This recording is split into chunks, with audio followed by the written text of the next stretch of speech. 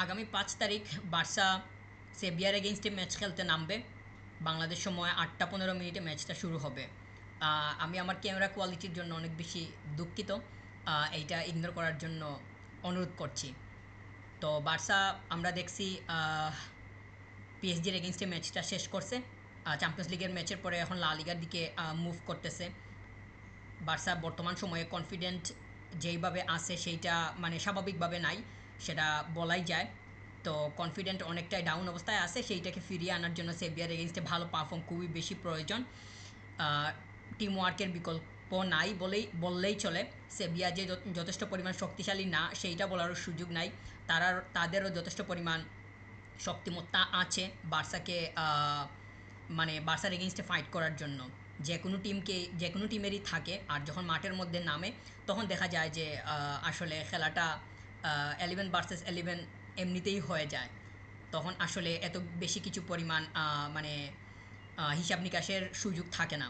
আমরা লা লিগার লাস্ট ম্যাচটা দেখছি, রিয়াল সোসিয়েদাদের এগেইনস্টে বার্সা খেলছিল। এর আগের ম্যাচটা রিয়াল ওবেইদোর এগেইনস্টে ছিল, এবং ওই ম্যাচটাতে বার্সা কীরকম করছে না করছে, অপোনেন্ট কতটুকু পরিমাণ মানে মাঠের মধ্যে ছিল, সেইগুলোও খুব ভালোভাবে ফুটে উঠছিল। তো সেভিয়ার এগেইনস্টে বার্সাকে নিজেদের আত্মবিশ্বাস ফিরিয়ে আনার জন্য মাঠে নামতে হবে, এবং 3 পয়েন্টের অবশ্যই প্রয়োজন আছে। ইতিমধ্যে বার্সা একটা ম্যাচ থেকে 2টা পয়েন্ট লুজ করছিল। বর্তমান সময়ে বার্সা টেবিল টপে আছে, সেইটা ভালো দিক। তবে এইটাকে ধরে রাখতে হবে, এখন কোনোভাবেই পয়েন্ট নষ্ট করার দিকে আগানো ঠিক হবে না। যদি এইটা মানে হয় তাহলে দেখা যাবে যে সেকেন্ড পজিশনে যে আছে কিংবা থার্ড পজিশনে যে আছে তারা হয়তো এই সুযোগটা মানে লুফে নিবে। লালি লা লিগাতে বার্সার ধারা মেনটেন করা খুবই বেশি প্রয়োজন। এই জায়গাটা যদি ঠিকঠাক মতো রাখা যায় তাহলে দেখা যাবে যে জায়গা থেকে এই জায়গাটা অনেক বড় একটা পাওয়ার হাউস হয়ে গেছে, মানে কনফিডেন্টটা বিল্ড করার জন্য। তো এইটা আমরা গত সিজনেও দেখছি, বার্সা মানে লা লিগাতে কীরকম একটা কন্টিনিউয়াস পারফর্ম দিছিল। তো ওই কন্টিনিউয়াস পারফর্মের কারণে বার্সা কিন্তু আলাদা রকমের একটা শক্তি পাইছিল মনের মধ্যে, এবং ওইটাকে ব্যবহার করে ওয়েফা চ্যাম্পিয়ন্স লিগে আমরা দেখছি কীরকম মানে খেলছিল। তো শেষ পর্যন্ত তো বার্সার মানে মানে বার্সা কোথায় গিয়ে আটকা খাইছে সেটা সম্পর্কে আমরা অবগত আছি। তো সেভিয়ার এগেনস্টে বার্সার মানে স্টার্টিং 11 কীরকম হতে পারে সেইটা আসলে একটু মানে একটু অপেক্ষা করতে হবে। আমরা দানি অলমোকে নিয়ে দেখতেছি বিভিন্ন ধরনের মানে কথা কিংবা বিভিন্ন ধরনের মন্তব্য আমাদের সামনে আসতেছে। এই বিশেষ করে যারা ফ্যান্স আছে তারা এই ধরনের কথাবার্তা বলতেছে, কিন্তু আমার কাছে মনে হয় যে শেষ পর্যন্ত হ্যান্সি ফ্লিক তথা কোচিং স্টাফরা দানি অলমোর উপরেই ভরসা রাখবেন শেষ পর্যন্ত। বলতে আমরা তো মানে দানি অলমোর উপরেই ভরসা রাখতে হবে, এইটা তো খুবই স্বাভাবিকভাবেই বলা যায়। এই মুহূর্তে ফেরমিন লোপেজ নাই। তো মার্ক কাসাদো তাকে আমরা খুবই যে সলিডভাবে পাইতেছি কিংবা একটা ধারাবাহিকভাবে পাইতেছি সেইটারও কোনো মানে গ্যারান্টি নাই। তো দানি অলমোর উপরেই শেষমেশ দেখা যায় যে আসলে মানে ভরসা কিংবা বিশ্বাস রাখার মানে জায়গাটা তৈরি হইতেছে কিংবা ওই দিকেই যাইতেছে।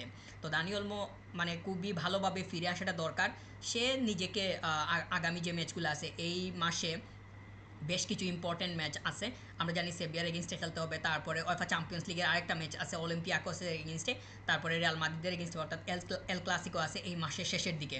তো দেখা যাবে যে মানে এই মাসে যেই ম্যাচগুলো আছে প্রায় সবগুলোতেই হয়তো দানি ওলমোকেই মানে পারফর্ম করা লাগতে পারে কিংবা তাকেই মানে মাঠের মধ্যে থাকা লাগতে পারে।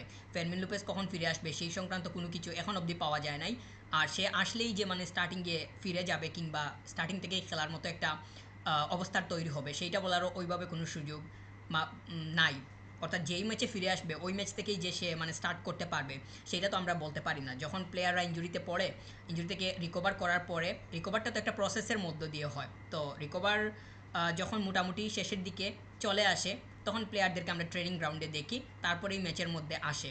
তো ম্যাচের মধ্যে এসেই কিন্তু স্টার্টিংয়ে জায়গা পায় না। আমরা লামিনে ইয়ামালকে দেখছি, গত সিজনে আমরা লামিনে ইয়ামাল ইঞ্জুরিতে পড়ছিল তখনও আমরা সেটা খেয়াল করছিলাম। তাছাড়া অন্যান্য যে প্লেয়ারগুলা সচরাচর ইঞ্জুরিতে পড়ে আমরা সেইটা মানে লক্ষ্য করে থাকি। এই যে হুয়ান গার্সিয়া বর্তমান সময়ে স্কোয়াডে নাই কিংবা দলের সাথে নাই, তার ইঞ্জুরির কারণে চোটের কারণে সে বাইরে আছে, আমরা চেজনির উপরেই ভরসা রাখা লাগতেছে।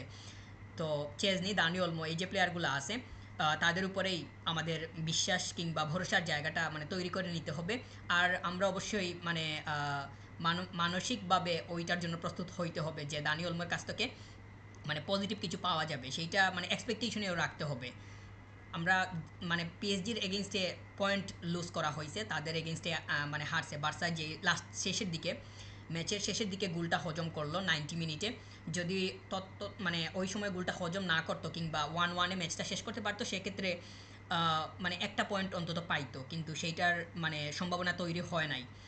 তো ওইটা মানে ওই ম্যাচটা খুব ভালোভাবেই দেখিয়ে দিতেছে যে বার্সার টিম কন্ডিশন কীরকম আছে না আছে।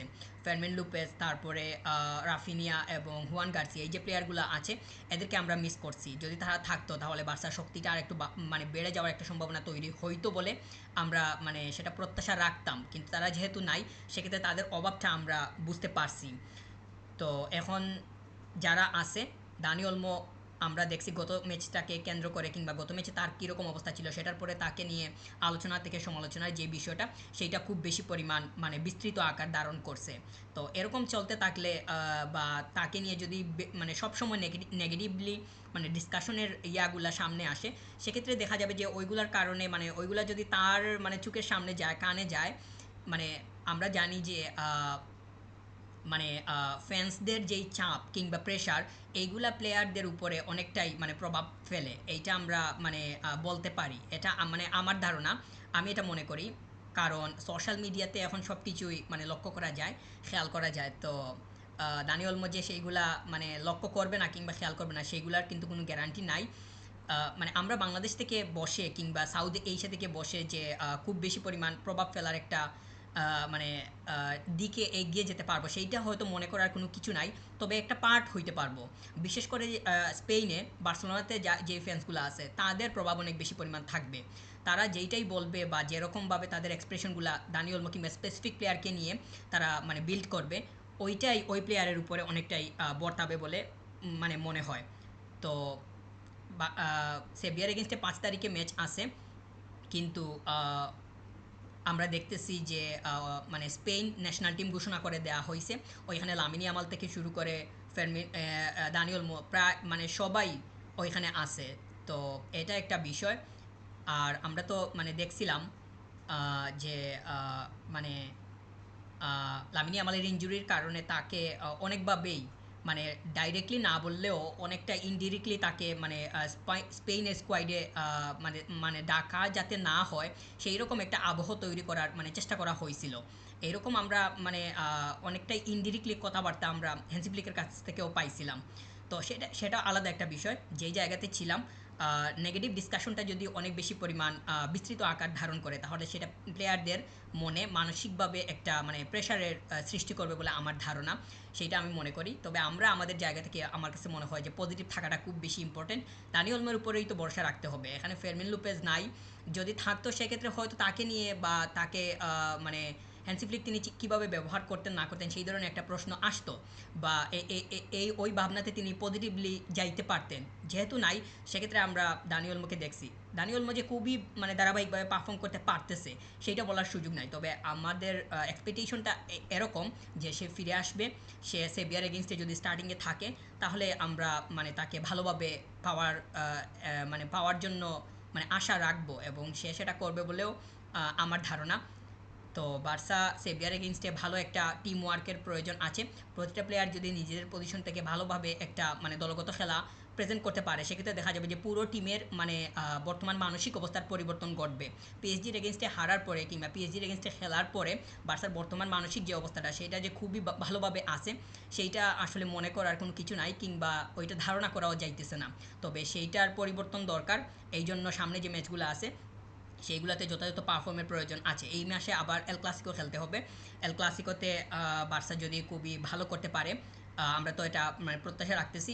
বিগত যে এল ক্লাসিকোগুলো গেছে ওই ম্যাচগুলোতেও দেখছি যে বার্সা কীরকম ডমিনেট করছে অপোনেন্টকে।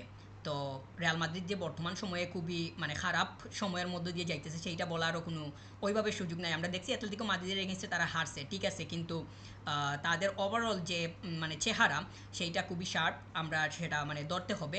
তারা তাদের জায়গায় আছে। তবে আমরা আমাদের জায়গা থেকে ওই ম্যাচকে নিয়ে পজিটিভলি থিঙ্ক করতেই পারি, যেহেতু বিগত যে এল ক্লাসিকোর ম্যাচগুলো আছে সেগুলোতে আমাদের মানে রেজাল্টটা আমাদের পক্ষেই ছিল।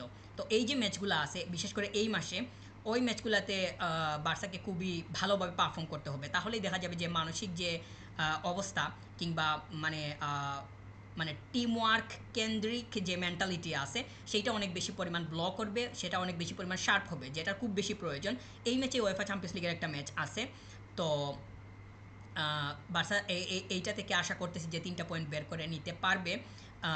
এইটা আমরা মানে আশা রাখতেই পারি, তবে সেটার জন্য তো আসলে প্রপার টিম ওয়ার্কের প্রয়োজন আছে। এমনিতে তো মানে এত সহজে মানে পয়েন্ট বের করে নেওয়া বর্তমান সময়ে খুবই কঠিন, বিশেষ করে ওয়েফা চ্যাম্পিয়ন্স লিগে আমরা দেখতেছি যে এই তো আমরা মানে রিয়াল মাদ্রিদ তারা যে ওয়েফা চ্যাম্পিয়ন্স লিগের ফার্স্ট ম্যাচটা খেললো ওইটা অলিম্পিক মার্সেইয়ের এগেনস্টে ছিল, এবং অলিম্পিক মার্সেই তারা বার্নাবিউতে এসে খেলছে। ওই ম্যাচটা কীরকম ছিল সেটা আমরা দেখছি, মাদ্রিদ যে খুব বেশি পরিমাণ অপোনেন্টকে ডমিনেট করতে পারছে সেইটা বলার কোনো সুযোগ নাই। তো বার্সা যে এখন যে ওয়েফা চ্যাম্পিয়ন্স লিগের ম্যাচটা খেলতে যাবে বা সামনে যে ম্যাচটা আছে ওইটাতেও থেকে যে মানে চোখ বন্ধ করে পয়েন্ট নিয়ে বের হয়ে আসতে পারবে সেইটা আসলে আগে থেকে এইভাবে এত কনফিডেন্ট নিয়ে বলা কোনোভাবেই ঠিক হবে না, সেটার জন্য অপেক্ষা করতে হবে। আমরা বড়জোর যে স্পেসিফিক প্লেয়ারগুলো আছে তারা যাতে তাদের মানে অবস্থানকে আরেকটু উন্নতির দিকে নিতে পারে, টিম ওয়ার্ক তাদের নিজেদের জায়গা থেকে যতটুকু কন্ট্রিবিউশন করা দরকার সেইটা যদি তারা প্রপারলি করতে পারে তাহলে টিম ওয়ার্কটা এমনিতেই বিল্ড হবে, আর যেটা খুব বেশি প্রয়োজন। আমি বারবার শুধু দলগত খেলার কথা বলি কিংবা টিম হয়ে খেলার যে বিষয়টা সেইটাকে আমি ফোকাস করি, এই কারণে মানে স্পেসিফিক প্লেয়ারের উপরে একদম মানে সব কিছু ছেড়ে দেওয়া কোনোভাবেই সম্ভব না, কোনোভাবেই ঠিক না। এই যে লামিনী আমাল আছে সে বর্তমানে মানে আমরা দেখতেছি যে গত সিজনে মানে ব্যালন্ডরের সেকেন্ডে ছিল, তো সেকেন্ডে ছিল সে ওয়ার্ল্ডের তার মানে ওয়ার্ল্ডের সেকেন্ড প্লেয়ার হিসাবেই তাকে আমরা অভিহিত করতেই পারি, সেটা মানে চোখ বন্ধ করেই বলা যাবে। তো তার মানে এই না যে টিমে এরকম একটা প্লেয়ার আছে তার উপরে একদম মানে সব কিছু দিয়ে দিলাম, সেটা কোনোভাবেই মানে লজিক্যাল হবে না।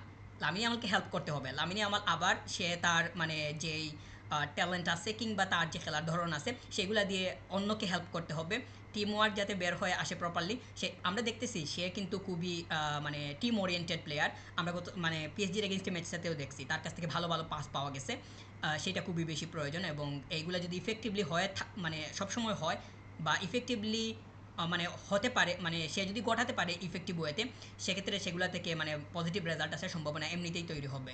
তো আমার মূল কথা এইটাই, সেভিয়ার ম্যাচ সামনে আছে, এই ম্যাচটা থেকে বার্সাকে পয়েন্ট বের করে নিতে হবে। যদি বার্সা ভালো একটা টিম ওয়ার্ক দিতে পারে তাহলে টিমের মানে মেন্টালিটির পরিবর্তন এমনিতেই ঘটে যাবে এবং সেটা তো অবশ্যই পজিটিভিটির দিকে যাবে বলে আমার ধারণা।